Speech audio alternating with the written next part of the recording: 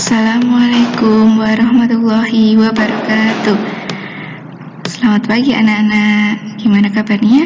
Semoga sehat selalu ya, dan selalu dalam lindungan Allah SWT. Bertemu kembali dengan Bu Reni dan Bu Fajri dalam pembelajaran tematik. Hari ini kita belajar tema 4, subtema 2 untuk pembelajaran 1, MUPEL Bahasa Indonesia IPS dan IPA. Sebelum memulai pembelajaran, kita baca basmalah terlebih dahulu ya. Bismillahirrahmanirrahim.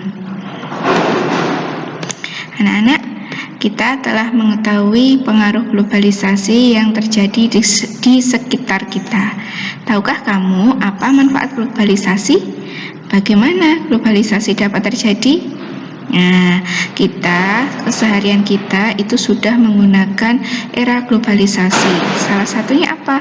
Kita menggunakan internet. Nah, kalau tidak ada internet, sekarang kita tidak bisa pembelajaran daring seperti ini ya anak-anak. Nah, manfaat globalisasi dapat kita rasakan sampai sekarang ini. Di antaranya yaitu tentang adanya internet yang memungkinkan kita untuk mengenal budaya negara lain. Selain itu, ragam bahasa, makanan, dan kebudayaan dapat kita rasakan hingga sekarang. Ragam bahasa, kita sudah menggunakan bahasa apa saja di sekolah ini? Bahasa Indonesia, kemudian bahasa Inggris, menggunakan bahasa Arab juga kita mempelajarinya. Bahkan ada yang suka drama Korea, bisa bahasa Korea ya. Kemudian makanan juga sehari-hari kita juga sudah melihat atau bahkan merasakan makanan yang ada unsur budaya dari negara luar. Contohnya chicken itu kan sebenarnya KFC ya, dari luar negeri juga. Kemudian Indonesia mengikuti untuk menjualnya. Kemudian pizza, kemudian hamburger, dan masih banyak lagi. Kemudian kebudayaan, unsur kebudayaan yang ada sekarang ini juga banyak. Kita suka menirukan tarian-tarian atau jogetannya anak-anak Korea, orang-orang Korea sana ya. Kita juga nonton filmnya, melihat kebudayaannya. Nah, itu kebudayaan. Bahkan kebudayaan kita dari Indonesia juga sudah sampai ke mancanegara ya anak-anak. Salah satunya batik, kemudian ada gamelan, tarian tradisional. Nah, itu sudah sampai di luar negeri atau mendunia seperti itu. Kita lanjutkan.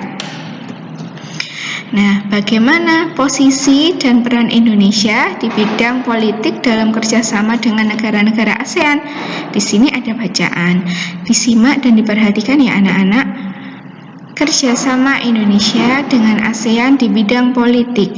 Pembentukan Masyarakat Politik Keamanan ASEAN atau ASEAN Political Security Community atau disingkat APSC ditujukan untuk mempercepat kerjasama politik dan keamanan di ASEAN dalam mewujudkan perdamaian di kawasan regional dan global.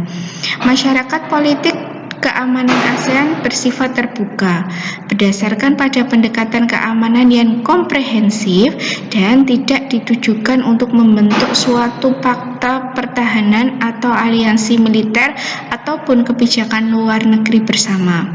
Selaku pemrakarsa masyarakat politik keamanan ASEAN, Indonesia memelopori penyusunan cetak biru masyarakat politik keamanan ASEAN yang terdiri atas 3 karakter utama, yaitu 1. Masyarakat yang mengacu pada peraturan dengan kesamaan nilai dan norma. 2. Kawasan yang kohensif, damai, dan berdaya tahan tinggi dengan tanggung jawab bersama untuk menciptakan keamanan komprehensif. Yang ketiga, kawasan yang dinamis dan berpandangan luar. Koordinasi kerjasama ASEAN di bidang politik dan keamanan dilakukan melalui Dewan Masyarakat Politik Keamanan ASEAN atau ASEAN Political Security Community Council. Pertemuan Dewan Masyarakat Politik Keamanan ASEAN diadakan sekurang-kurangnya 2 kali setahun dan pertama kali diadakan di Pattaya, Thailand pada 10 April 2009.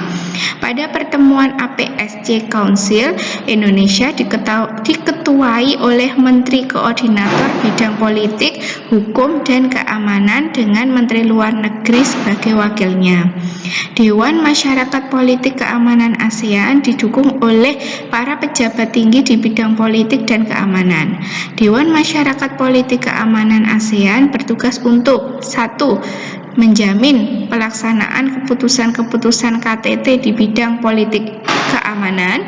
2. Mengkoordinasikan kerja berbagai sektor yang berada di lingkup kerjasama politik keamanan dan isu-isu lintas Dewan Masyarakat Ekonomi dan Dewan Masyarakat Sosial Budaya.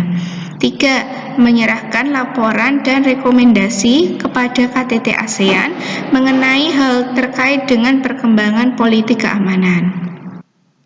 Perwujudan masyarakat politik keamanan ASEAN didasarkan pada berbagai instrumen politik ASEAN yang telah ada seperti Piagam ASEAN, Deklarasi Kawasan Damai, Bebas dan Netral atau Zona of Peace, Freedom and Neutrality atau ZOPFAN, Traktat Persahabatan dan Kerjasama Negara-negara ASEAN atau Treaty of Amity and Cooperation in Southeast Asia atau TAC, dan Zona Bebas Senjata Nuklir Asia Tenggara atau Treaty on Southeast Asia Nuclear Weapon Free Zone atau SEAN, singkatannya SEAN WFZ, termasuk Piagam PBB dan prinsip-prinsip hukum internasional terkait lainnya.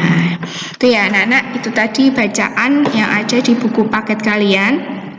Silahkan nanti dibaca ulang bacaannya. Terus kemudian setelah kalian membaca teks tersebut, kerjakan bagan berikut ini.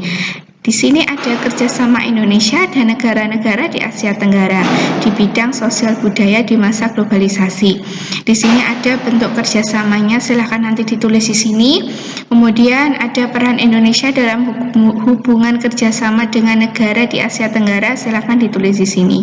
Silahkan nanti dikerjakan di buku paket, di buku tulis ya, di buku tulis kalian. Itu anak-anak, nanti dibaca lagi bacaannya. Nah, bagaimana penggunaan energi pada masyarakat Indonesia? Bagaimana dampaknya bagi lingkungan hidup? Ayo kita cermati potongan berita berikut ini. Belakangan ini banyak bermunculan masalah pemborosan energi. Masalah pemborosan energi secara umum sekitar 80% disebabkan oleh faktor sumber daya manusia yang kurang memahami dampak dari pemborosan energi bagi kelangsungan hidup anak cucu kita mendatang. Selain disebabkan oleh manusia, ada pula 20% disebabkan oleh faktor teknis. Indonesia merupakan negara yang boros dalam penggunaan energi. Bahkan Indonesia termasuk salah satu negara di Asia Tenggara yang tertinggi dalam hal pemborosan energi. Hal ini tercermin dalam indeks elastisitas ekonomi. Skor Indonesia lebih tinggi dibandingkan dengan negara-negara di Asia Tenggara, bahkan dengan negara maju. Hal ini menunjukkan perlunya masyarakat Indonesia mengkonsumsi energi secara efisien dan mengurangi pemborosan.